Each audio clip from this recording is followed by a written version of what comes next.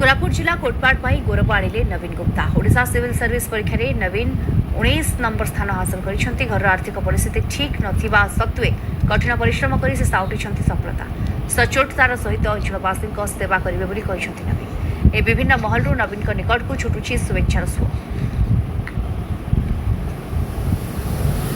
2019 रु प्रिपरेशन करूथली आउ मो तीन थर इंटरव्यू देइछि किंतु टिके टिके पई त्रुटि रहि जाउथला आउ सेटा हेई पर नथला अवश्य बाकी किंतु एई वर्ष मोर गुरुदेव श्री जोगेश्वर पंडित दास आउ हमर प्रभु जगन्नाथ आउ मोर फैमिली रो जो सपोर्ट अछि स्पेशली मो भाई मो मां मो भाउज मो बापा समस्त जो सपोर्ट अछि से मानक आशीर्वाद आउ कोटपाड़ वासी मानक जो मोर ऊपर भरोसा थिला से भरोसा लगी आज मो उत्तीर्ण है।